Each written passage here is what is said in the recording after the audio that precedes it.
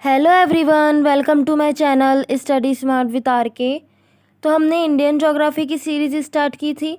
उसमें कल हम प्रायद्वीपीय पठारी प्रदेश के बारे में पढ़ रहे थे। उसमें से हमने कुछ पठार पढ़ लिए थे। अब हम आज पढ़ेंगे आगे वाले जो पठार हैं, और मरुस्थल वाला पार्ट है वो भी हम आज वाली क्लास में पढ़ेंगे। उम्मीद है आप सभी को क्लासेस पसंद आ रही होगी। यदि आपको क्लासेस अच्छी लग रही है तो प्लीज़ लाइक ज़रूर कीजिएगा। और आज लाइक के साथ साथ आप सभी को कमेंट बॉक्स में एक हार्ट भी कमेंट करना है, जिससे मुझे मोटिवेशन मिले और लगे कि हाँ, आप लोगों को क्लास अच्छी लग रही है। और इसके नोट्स और जो पीडीएफ है आपको मेरे टेलीग्राम चैनल पर अवेलेबल हो जाएंगे। तो चलिए स्टार्ट करते हैं।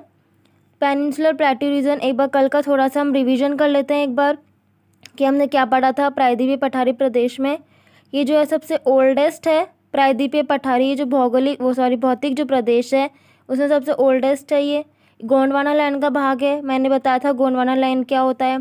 जो ज़मीन वाला हिस्सा है वो पैंजिया है, और जो पानी वाला हिस्सा होता है पैंथलासा होता है। पैंजिया फिर दो भागों में टूटा था, अंगारा लैंड और गोंडवाना लैंड। तो गोंडवाना लैंड का भाग कौन सा है? ये प्रायद्वीपीय पठारी प्रदेश। इसमें जो है बहुत अधिक मात्रा में खनिज पाए जाते हैं। ये 16 लाख स्क्वायर किलोमीटर तक फैला हुआ है। उत्तर से दक्षिण 1700 किलोमीटर तक है और पूर्व से पश्चिम 1400 किलोमीटर तक है। ठीक है। फिर ये हमने इसमें ये देखी थी पर्वतमाला है। ये है अरावली पर्वतमाला। इधर बीच में एमपी में आती है विंध्याचल। इधर सतपुड़ा भी एमपी के अंदर आती है। यह है ईस्टर्न घाट्स, ये है वेस्टर्न घाट्स, और यहाँ पर है नीलगिरी हिल्स। ठीक है। अब हम पठार शुरू करते हैं। तो कल हमने जो पढ़ लिए थे पठार, एक बार उनको भी रिवाइज करते। कौन कौन से पढ़े थे? मेवाड़ का पठार, मध्य भारत का पठार, बुंदेलखंड का पठार और मालवा का पठार। ये 4 पठार हमने पढ़े थे। हाँ, तो एक चीज़ और मैं बताना भूल गई थी कि यहाँ से एक नर्मदा रिवर निकलती है, नर्मदा नदी, जो कि इसको 2 भागों में बांटती है। जो पठार है इसको 2 भागों में बांटती है। ये जो नीचे वाला है इसे बोलते हैं डेक्कन प्लेट्यू, दक्कन का पठार, और ऊपर वाला जो है मध्य भारत, मतलब जो भारत के मध्य में है इसका थोड़ा सा भाग, तो जो मध्य भारत का, और ये जो एक भाग है दक्षिण में है। तो इसको जो नर्मदा रिवर है 2 भागों में बांटती है, मध्य भारत में और दक्कन का पठार, डेक्कन प्लेट्यू में। ठीक है। तो अब पढ़ते हैं, देखिए आगे। हमने ये 10 पठार थे। कौन कौन से? मेवाड़ का, मध्य भारत, बुंदेलखंड, मालवा का पठार, बघेलखंड का, छोटा नागपुर प्लेट्यू, मेघालय पठार, कार्बी आंगलोंग पठार, दंडकारण्य पठार और दक्कन का पठार। तो मेवाड़ के पठार में अपन ने क्या पढ़ा था कि अरावली के पूर्व में स्थित है और यहाँ पे बनास नदी बहती है। मध्य भारत के पठार में पढ़ा था कि मध्य भारत के उत्तर पश्चिम में स्थित है। यहाँ पे चंबल नदी बहती है जो कि अवनाली का अपरदन करती है, गली इरोजन करती है। ठीक है। फिर पढ़ा था बुंदेलखंड का पठार, जो कि यूपी के उत्तर प्रदेश के दक्षिण में और मध्य प्रदेश के उत्तर में है। इसमें बेतवा नदी और केन नदी बहती है। बेतवा नदी पश्चिम में और केन नदी पूर्व में। मालवा का पठार, जिसमें पढ़ा था कि मुख्यतः ये जो है मध्य प्रदेश में स्थित है और कुछ भाग जो है राजस्थान में है। इसमें जो है बैसाल्ट लावा की परत पाई जाती है। जो मालवा का पठार है वो बैसाल्ट लावा की परत से बना हुआ है। यहाँ पर काली मिट्टी पाई जाती है। और नदियाँ कौन कौन सी थी? चंबल, शिप्रा, काली सिंध, पार्वती, बेतवा, ये यहाँ पर नदियाँ बहती है। अब हम आज पढ़ेंगे नेक्स्ट दंडकारण्य का पठार, दंडकारण्य प्लेट्यू। ये जो है छत्तीसगढ़ और उड़ीसा के अंदर है ये प्लेट्यू। यहाँ पर आयरन और लोहस्क और बॉक्साइट जो है ये खनिज पाए जाते हैं। ये धारवाड़ की चट्टानों से इसका निर्माण हुआ है। धारवाड़ की चट्टान मतलब कि जैसे कि ये मैप है भारत का, तो यहाँ पर ये जो पठार है उसका जो निचला वाला हिस्सा है इसको बोलते हैं धारवाड़। ठीक है, इसको तो धारवाड़ बोलते हैं। और इसका जो निर्माण है दंडकारण्य पठार का, वो धारवाड़ चट्टानों से इसका निर्माण हुआ है। ठीक है। यहाँ पर इसकी सबसे प्रमुख नदी कौन सी बहती है? इंद्रावती नदी। फिर है अपना बघेलखंड का पठार। ये एमपी में है और छत्तीसगढ़ के अंदर है। यहाँ पर जो सोन नदी और महानदी के अपवाह तंत्र को जो है अलग करता है। ये जो बघेलखंड का पठार है वो जो सोन नदी है और महानदी जो है इसका जो ड्रेनेज सिस्टम है, उसका जो अपवाह तंत्र है उसको अलग करता है। Separates the drainage system of Son and Mahanadi. ठीक है। मध्य प्रदेश और छत्तीसगढ़ में है और महानदी और सोन नदी के अपवाह तंत्र को ये अलग करता है। फिर पढ़ते हैं छोटा नागपुर पठार, छोटा नागपुर प्लेट्यू। ये मुख्यतः झारखंड में है और पश्चिम बंगाल में है, और इसका कुछ हिस्सा जो बिहार और छत्तीसगढ़ में भी है। यहाँ पर कौन सी नदियाँ बहती है? दामोदर, सुवर्णरेखा, बराकर नदी, ठीक है ना। और ये जो दामोदर नदी के बहने के कारण इसे जो दामोदर घाटी का पठार भी कहते हैं। तो कहाँ पर है ये? मेनली झारखंड और पश्चिम बंगाल में है। इसका कुछ हिस्सा जो बिहार और छत्तीसगढ़ में है। कौन सी नदी बहती है? दामोदर, सुवर्णरेखा, बराकर। और दामोदर नदी के कारण इसे दामोदर घाटी का पठार भी कहा जाता है। इस पठार की हाईएस्ट पीक कौन सी है? ऊंची चोटी कौन सी है? पारसनाथ की पहाड़ी। कौन सी है? पारसनाथ की पहाड़ी। यहाँ पर जो है सबसे ज़्यादा कोयला कहाँ पर मिलता है? इस छोटा नागपुर प्लेटी में मिलता है। और यहाँ पर क्या? आयरन ओर भी मिलता है, लो अस्क भी यहाँ पर मिलता है। ये जो है छोटा नागपुर प्लेट्यू वो 3 छोटे पठारों से मिलकर बना है। कौन कौन से? हजारीबाग, कोडरमा पठार और रांची का पठार, ठीक है। हजारीबाग और जो कोडरमा पठार है वो तो उत्तर में है, और जो रांची का पठार है वो दक्षिण में है। किसके उत्तर दक्षिण में? ये जो है 3 जो छोटे छोटे पठार हैं जिनसे मिलकर छोटा नागपुर प्लेट्यू बनता है। तो जो दामोदर नदी है वो इन्हें 2 भागों में बांटती है, एक तो उत्तर में और एक दक्षिण में। ये जो 3 पठार हैं इनको दामोदर नदी 2 भागों में बांटती है, उत्तर में और दक्षिण में।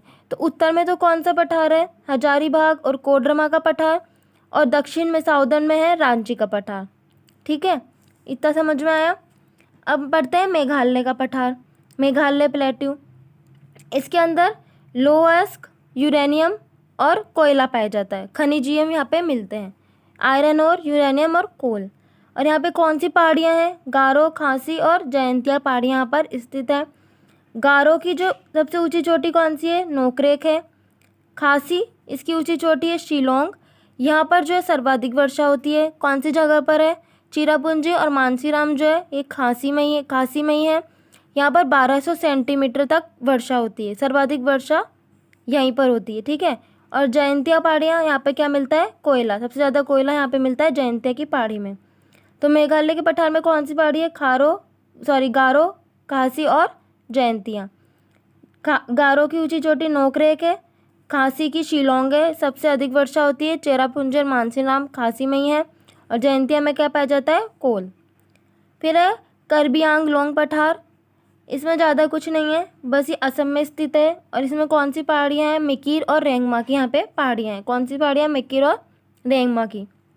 अब पढ़ते हैं डेक्कन प्लेट्यू, दक्कन के पठार के बारे में। ये जो है त्रिभुजाकार है, काली मिट्टी पाई जाती है। और ये जो है कपास की खेती के लिए अच्छा होता है। कॉटन की जो खेती है उसके लिए ये मिट्टी जो है ब्लैक सॉइल, ये मिट्टी बहुत अच्छी होती है। और ये त्रिभुजाकार आकार का जो है दक्कन का पठार है। फिर है कि सतपुड़ा, महादेव तथा मैकाल श्रृंखला से लेकर नीलगिरी पर्वत के बीच अवस्थित है। मैंने बता दिया पिछले मैप में कि कहाँ पर है ये सतपुड़ा। ऐसे है ये जो पठार है बीच में, तो ये इधर है विंध्याचल, सतपुड़ा, यहाँ पे नीलगिरी। तो ये यहाँ से लेकर यहाँ तक का इसका पूरा विस्तार है, ठीक है। ये पठार जो है 3 भागों में बटा हुआ है। ये जो डेक्कन प्लेट्यू है ये भी 3 भागों के अंदर बटा हुआ। कितने भागों में? 3 भागों में। तो कौन कौन से हैं? तो दक्कन का पठार जो कि त्रिभुजाकार है डेक्कन प्लेट्यू वो 3 भागों में बटा हुआ है। कौन कौन से? महाराष्ट्र का पठार, आंध्र पठार और कर्नाटक का पठार, ठीक है। कौन कौन सा? महाराष्ट्र, आंध्र और कर्नाटक। महाराष्ट्र के पठार में गोदावरी और कृष्णा नदी बहती है। कौन सी नदी बहती है? गोदावरी और कृष्णा। कौन सी नदी? गोदावरी और कृष्णा, ठीक है। और महाराष्ट्र के जो पूर्वी क्षेत्र में कौन सा है? विदर्भ का पठार स्थित है। कौन सा है? विदर्भ का पठार। तो 3 भाग हो गए, महाराष्ट्र, आंध्र, कर्नाटक। महाराष्ट्र में गोदावरी कृष्णा नदी बहती है और इसके पूर्वी क्षेत्र में विदर्भ का पठार कहते हैं। फिर है आंध्र जो पठार है उसमें जो कृष्णा नदी है वो इसको कुछ भागों में बांटती है। 3 भाग हैं। अब कौन कौन से भागों में बांटती है? तेलंगाना उत्तर में, रायलसीमा दक्षिण में और सीमांध्र पूर्व के अंदर। तो जो आंध्र पठार के अंदर जो कृष्णा नदी है इस पठार को 3 भागों में बांटती है। पहले तो जो दक्कन का पठार है वो 3 भागों में बटा हुआ है, महाराष्ट्र, आंध्र, कर्नाटक। फिर आंध्र भी जो है 3 भागों में बटा हुआ है, तेलंगाना, रायलसीमा और सीमांध्र। उत्तर में है तेलंगाना, दक्षिण में है रायलसीमा और पूर्व में है सीमांध्र, ठीक है। फिर है कर्नाटक पठार। यहाँ पे कृष्णा और तुंगभद्रा नदी बहती है। कौन सी नदी बहती है? कृष्णा और तुंगभद्रा नदी, ठीक है, इतना उम्मीद है आपको समझ में आया होगा कि दक्कन का पठार 3 भागों में बटा हुआ है, महाराष्ट्र, आंध्र और कर्नाटक। ठीक है, अब थोड़ा सा मरुस्थल के बारे में पढ़ लेते हैं। एक है अपना थार मरुस्थल। ठीक है, थार मरुस्थल यहाँ पर जो है सबसे ज़्यादा लोग जो है, दुनिया का एकमात्र ऐसा मरुस्थल है जहाँ पर सबसे ज़्यादा लोग निवास करते हैं। यहाँ पर पानी की कमी है, लेकिन इसकी पानी की कमी को पूरा कौन करता है? इंदिरा गांधी नहर। कौन पूरा करता है? इंदिरा गांधी नहर परियोजना के द्वारा यहाँ पर ये जो है पानी लाया जाता है और इस पानी की कमी को दूर किया जाता है, जिसके कारण यहाँ पे सबसे ज़्यादा लोग जो है निवास करते हैं। लूनी नदी जो है इस थार मरुस्थल में आकर क्या होती है? समाप्त हो जाती है। क्या हो जाती है? समाप्त हो जाती है। लूनी नदी थार मरुस्थल में आकर हो जाती है, समाप्त हो जाती है। पाकिस्तान में जो है थार मरुस्थल को क्या बोला जाता है? चौलिस्तान बोला जाता है। क्या बोला जाता है? चौलिस्तान।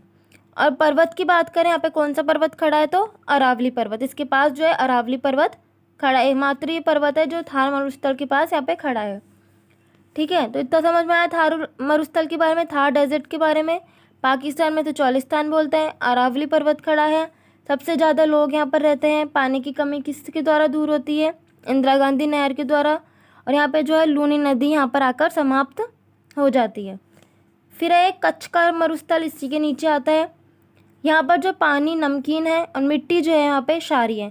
क्षारीय मिट्टी है, इसलिए यहाँ पे मतलब कुछ भी पैदा नहीं हो सकता, पैदावार यहाँ पे नहीं हो सकती, क्योंकि मिट्टी यहाँ पे कैसी है? क्षारीय है। और पानी कैसा है? नमकीन है। और ठंडा मरुस्थल किसे बोलते हैं? लद्दाख को। लद्दाख कैसा मरुस्थल है? ठंडा मरुस्थल है। ठीक है, तो ये 3 मरुस्थल पड़े, थार मरुस्थल, कच्छ का मरुस्थल और ठंडा मरुस्थल। अब आज की क्लास में हम इतना ही पढ़ेंगे और कल जो है इस भौतिक प्रदेश वाले पार्ट को हम कंप्लीट करेंगे। कल वाली क्लास में हम द्वीप पढ़ेंगे और तटवर्ती जो मैदान है उसके बारे में पढ़ेंगे। कल की क्लास में हम इस भौतिक प्रदेश को कंप्लीट कर देंगे। उसके बाद जो है हम नेक्स्ट टॉपिक को स्टार्ट करेंगे। उम्मीद है आप सभी को क्लास पसंद आई होगी। तो आपको क्लास अच्छी लगी हो तो प्लीज़ लाइक, शेयर और सब्सक्राइब करना ना भूलिएगा। और इसकी PDF और नोट्स आपको मेरे टेलीग्राम चैनल पर मिल ही जाएंगे। Thank you for watching.